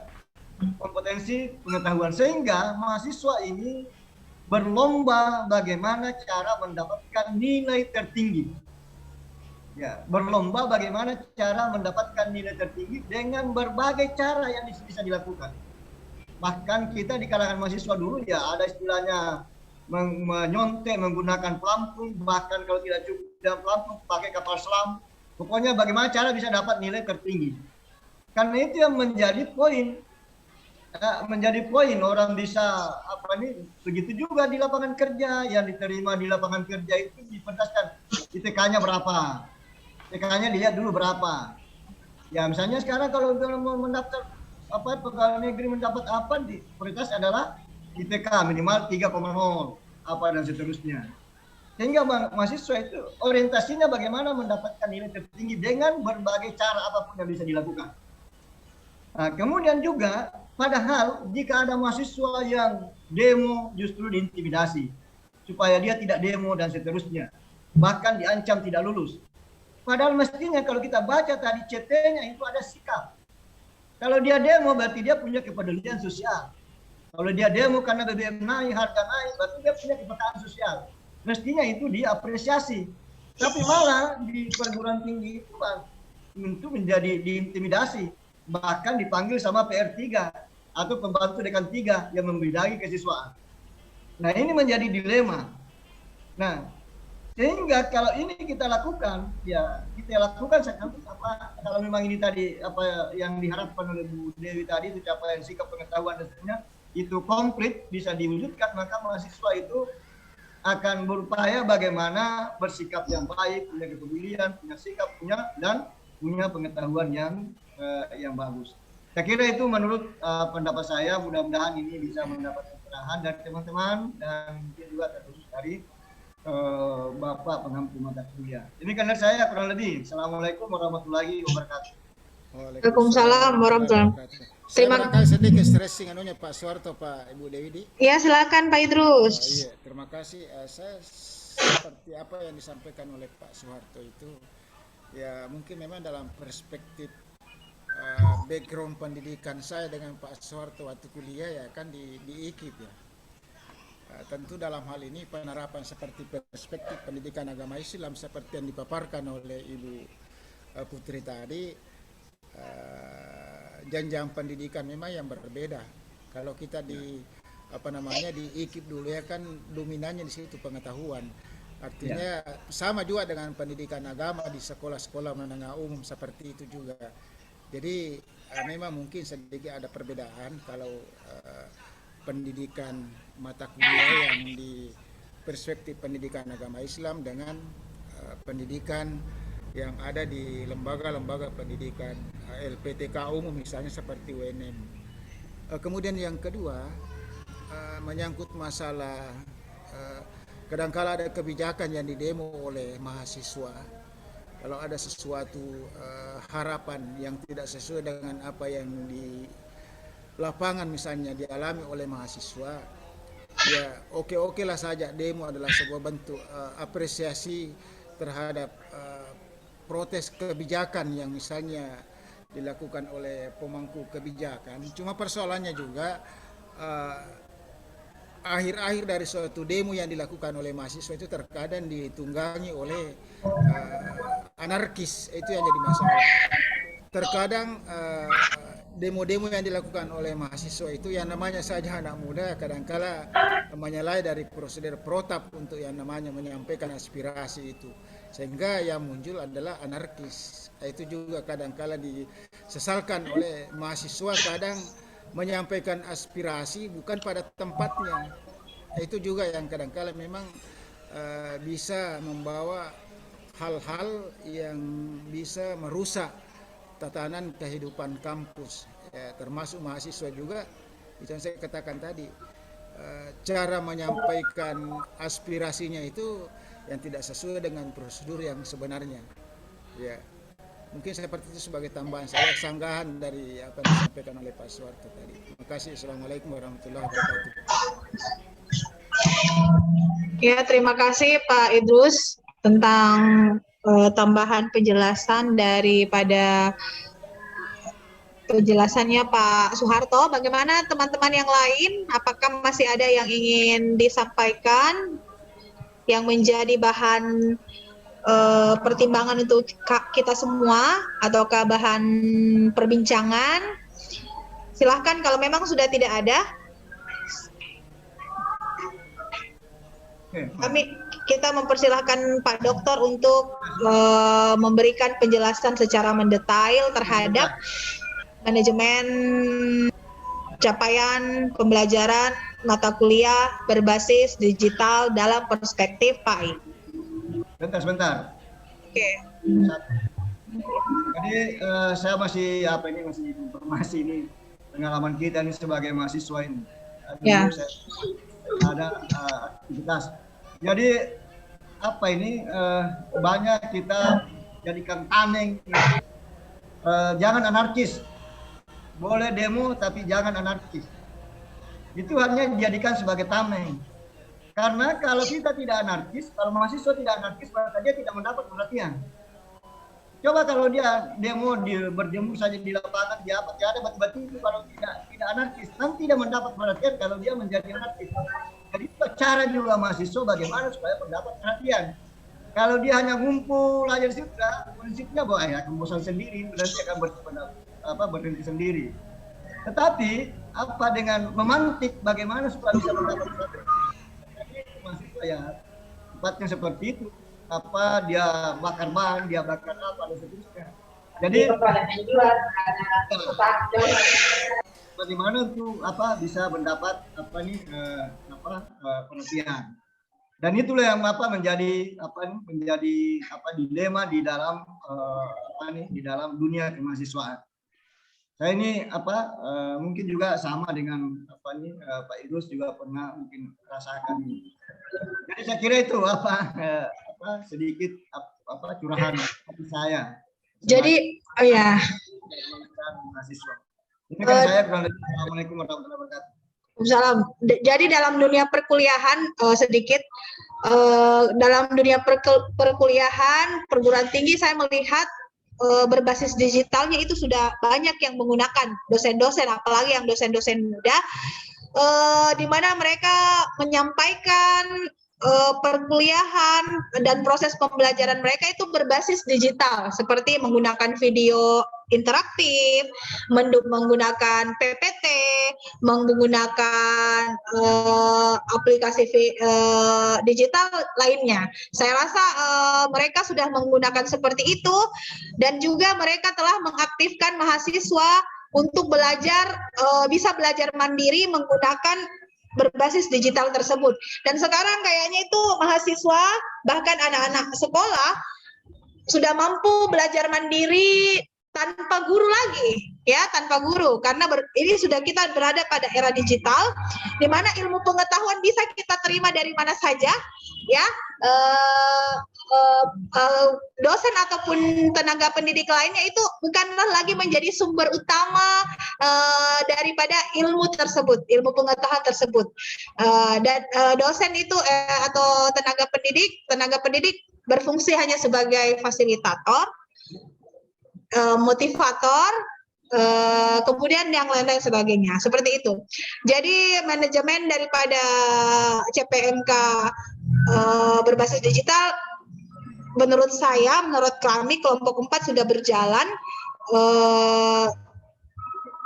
seperti itu. Namun saya belum pernah melakukan sebuah penelitian evaluasi, ataupun teman-teman saya belum pernah melakukan penelitian evaluasi tentang bagaimana, apakah sudah sesuai, apakah sudah mencapai tujuan, dan lain-lain sebagainya. Bagaimana seperti itu, Pak Dokter?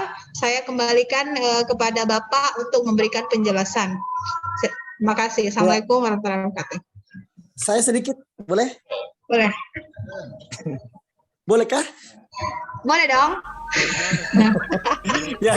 Ya, ini menarik apa yang disampaikan sama Bu Putri tadi, bahwa pada dasarnya sesungguhnya dosen, mahasiswa, dan bahkan sampai siswa di madrasah, di SMP, di tingkat jenjang pendidikan itu sebenarnya mereka sudah menggunakan belajar berbasis digital.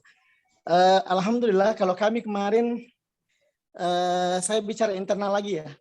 Kalau kami kemarin itu di tempat kami, kami sudah tanda tangan MOU bekerjasama dengan Ruang Guru. Alhamdulillah, anak-anak kami itu kami fasilitasi untuk belajar digital melalui Ruang Guru tersebut. Yang kedua, pembelajaran tahfizul Qurannya pun juga kita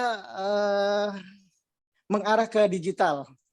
Anak-anak itu kemarin saya sudah sampaikan sebelumnya di perkuliahan sebelumnya saya sudah sampaikan bahwa tenaga guru yang kami pakai di sana kami sudah seleksi dan evaluasi serta apa-apa yang akan mereka capai dalam pembelajarannya, dan alhamdulillah sangat luar biasa menurut kami tentang kegiatan pembelajaran digital ini, dan itu sangat membantu sebenarnya. Ya, itu mungkin Bu Putri. Makasih atas kesempatannya Bu Putri. Betul sekali. Jadi kita dengan tidak secara langsung mampu menyampaikan makna atau pesan kepada peserta didik bahwa sesungguhnya teknologi itu diciptakan untuk memudahkan kita semua, dan baik itu pendidikan, baik itu dalam kehidupan sehari-hari, dan teknologi apabila usernya mengarahkan teknologi tersebut ke arah yang baik untuk kemajuan pendidikan, maka itu bisa tercapai. Jadi peserta didik itu sudah terbuka pikirannya bahwa oh ternyata Android ini bukan hanya berfungsi untuk hanya memposting-posting sesuatu saja yang tidak guna, tapi ternyata bisa digunakan untuk proses pembelajaran. Oh, ternyata bisa digunakan untuk mengumpulkan tugas. Oh, ternyata bisa digunakan untuk mengabsen dan lain-lain sebagainya. Jadi kalau guru ini mampu melihat peluang yang ada dan menggunakan kesempatan yang ada, maka antara pendidikan dan masyarakat itu bisa terjadi sebuah hubungan interaksi, sehingga nanti pendidikan ini mampu menjadi pendobrak, yang saya katakan tadi, pendobrak keterbelakangan cita-cita. Makasih. Bahkan di tempat kami, ya ini juga mungkin menarik ya, bahkan orang tua pun di tempat kami bisa mengontrol anaknya di tempat masing-masing, di daerah masing-masing. Ya. Dari apakah anaknya sholat duha, apakah anaknya tidak ikut belajar, itu bisa bisa menyaksikan dan melihat anaknya melalui link yang kami sediakan. Kemudian termasuk uang belanjanya anaknya. Jadi di kami itu santri tidak boleh pegang uang. Santri tidak boleh pegang uang. Tapi orang tuanya hanya mentransfer ke pondok, dan setiap kali anak-anak belanja di koperasi itu sudah terkurang secara otomatis dananya di dalam tabungannya, ya seperti itu. Jadi apapun yang terjadi di sana itu sudah bisa dilihat dan dievaluasi sendiri oleh orang tua. Itu kebijakan yang kami lihat bahwa ternyata digital itu sangat bermanfaat untuk semua kalangan sesungguhnya. Yeah. Dan juga pada perguruan tinggi itu ada yang namanya platform Edlink ya. Ada Edlink itu sudah mampu melaksanakan proses perkuliahan secara digital, di mana mahasiswa itu sudah bisa melihat nilainya di situ secara digital, mampu mengumpulkan tugasnya, mampu melihat tujuan mampu melihat materi dan lain, mampu seperti itu.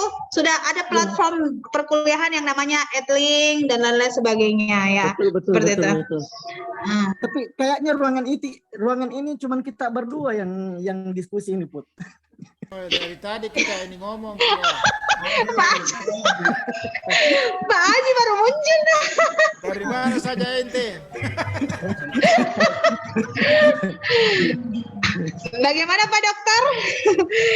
Mungkin sudah bisa untuk memberikan penjelasan terkait tema pada kelompok 4 ini. Dipersilakan Pak Dokter dengan hormat.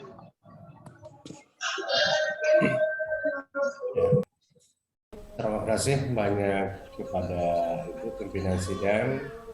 Diskusi kita hari ini luar biasa dengan membedah tentang manajemen capaian pembelajaran mata kuliah berbasis digital, perspektif pendidikan agama Islam. Yang pertama-tama yang saya ingin komentari terkait dengan pemanfaatan digital dalam dunia pembelajaran. Lagi-lagi saya ingin menegaskan bukan sebagai sebuah pilihan, tapi sudah menjadi tuntutan dan kebutuhan karena itu bersifat real time, ya, real time dan online yang bisa mengatasi keterbatasan ruang dan waktu.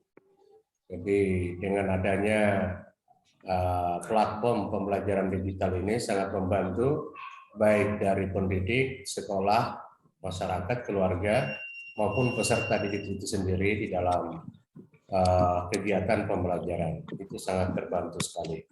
Tadi juga disampaikan oleh Bapak Ibu bagaimana kelebihan-kelebihannya, tinggal bagaimana pengembangan fitur-fitur yang ada di dalam platform pembelajaran tersebut.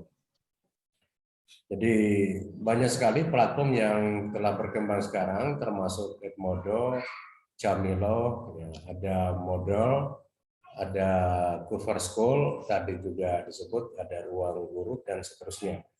Jadi vendor-vendor sekarang, vendor IT itu banyak sekali mengembangkan platform pembelajaran dan itu menjadi branding, dijual kepada publik yang membutuhkan. Kemudian selanjutnya berbicara tentang capaian pembelajaran mata kuliah, ini saya sengaja mengambil tema ini untuk melihat bagaimana sebenarnya sasaran dan orientasi pembelajaran PAI itu sendiri. Jadi misalnya kita melihat secara esensial bahwa tujuan pembelajaran PAI itu ada dua sesungguhnya. Yang paling sederhana, paling filosofis, yakni agar bisa menjadi senang dan selamat. Senang dalam konteks bahagia, selamat dunia dan akhirat. Jadi ini tujuan pembelajaran PAI, bagaimana peserta didik itu bisa senang karena dia bisa sukses, bisa mencapai cita-citanya, dan juga selalu dalam koridor yang ada sehingga dia bisa selamat dalam melakukan hidup baik di dunia maupun di akhirat. Kemudian secara substantif tujuan PAI itu paling tidak ada dua sebagai abid dan khalifah. Abid di sini bagaimana bersikap atau membangun hubungan secara vertikal, beribadah menjadi hamba yang saleh itu ya. Tentu relasi secara vertikal sangat penting di sini. Kemudian yang kedua menjadi khalifatan pilar, membangun hubungan horizontal, relasi kepada manusia dan lingkungan alam atau sesama makhluk. Ini yang sangat penting dan ini menjadi tujuan dalam pembelajaran PAI itu sendiri. Kemudian sedikit keluar dalam konteks Bloom, ya ada 3, kognitif, afektif, dan psikomotorik. Kita bisa melihat bagaimana Ari Ginanjar memperkenalkan teorinya ESP, Emotional Spiritual Quotient. Ada Topik Pasiag, ada yang menyebutkan Intellectual Emotional Spiritual Quotient. Ada Howard Gardner yang memperkenalkan teori tentang multiple intelligence, yakni ada kecerdasan bahasa verbal linguistik, kecerdasan matematis, ada kecerdasan visual, spasial, ada kecerdasan musikal, kecerdasan kinestetis atau vokasional, ada kecerdasan interpersonal untuk sosial, ada kecerdasan intrapersonal untuk personal untuk diri sendiri, ada kecerdasan naturalis alam, dan ada kecerdasan eksistensialis atau hakikat tentang sesuatu. Jadi kemudian kita bisa melihat juga bagaimana skill masa depan dari para saintis mengatakan bahwa ada 3 yang perlu dipersiapkan untuk menghadapi masa depan, yakni ada konsep skill, technical skill, dan human relation skill. Ada penguatan kecakapan di bidang konsep, teori, ada technical skill, yakni penguatan di bidang teknik, psikomotorik, dan ada human relation, penguatan di dalam membangun relasi kepada mitra, kepada sesama manusia. Kemudian ada pandangan lain tentang kompetensi yang perlu dicapai dalam era revolusi industri 4.0, yakni ada kreativitas, harus kreatif, ada critical thinking, berpikir kritis, ada communication, ya harus mampu berkomunikasi dengan baik, ada problem solving, kemampuan memecahkan masalah. Lalu kalau merujuk ke tujuan pendidikan nasional, di sini ada iman, ya, takwa, akhlak, sehat, ilmu, cakap, kreatif, mandiri, jadi warga negara yang demokratis dan bertanggung jawab. Jadi iman, ya, kembali ke iman, takwa, akhlak, sehat, ilmu. Jadi memang di dalam konteks tujuan pendidikan nasional ini ada ilmu itu urutan kelima, justru imanlah yang menjadi urutan pertama. Ini perlu menjadi satu kebanggaan tersendiri karena kita di negara Indonesia dalam konteks pendidikan tidak menegasikan persoalan religiusitas, justru mengedepankan aspek religiusitas itu dengan mendahulukan aspek iman, takwa, akhlak, sehat, baru ilmu itu sendiri. Dalam kaitannya dengan tujuan pendidikan itu ada beberapa tingkatan, yakni ada tujuan pendidikan secara global, seperti dalam rumusan UNESCO di PBB, ya ada learning to do, learning to know, ada learning to be, dan learning to live together. Kemudian ada tujuan pendidikan secara nasional, tadi yang disebutkan di dalam undang-undang Sisdiknas nomor 20 tahun 2003. Kemudian ada tujuan pendidikan secara institusional, yakni di tingkat sekolah, satuan pendidikan, perguruan tinggi, madrasah, pesantren. Dan ada tujuan pendidikan di level instruksional, yakni pada tingkat pembelajaran setiap mata pelajaran atau mata kuliah. Nah inilah level tujuan pendidikan global, nasional, institusional, dan instruksional. Kemudian yang saya ingin tanggapi lagi persoalan bahwa memang sekarang ini sasaran pendidikan dan pembelajaran itu, ya kalau tadi disinggung tentang mahasiswa, memang semakin rumit, kompleks persoalannya karena di satu sisi kita ingin memperkenalkan mahasiswa itu di tengah masyarakat, bukan hanya berada di Menara Gading, mengkaji teori-teori dan seterusnya, tapi dia tidak tahu persoalan sosial di grassroots di masyarakat itu sendiri. Pada sisi yang lain, dalam realitasnya juga ada stigma bahwa mahasiswa ini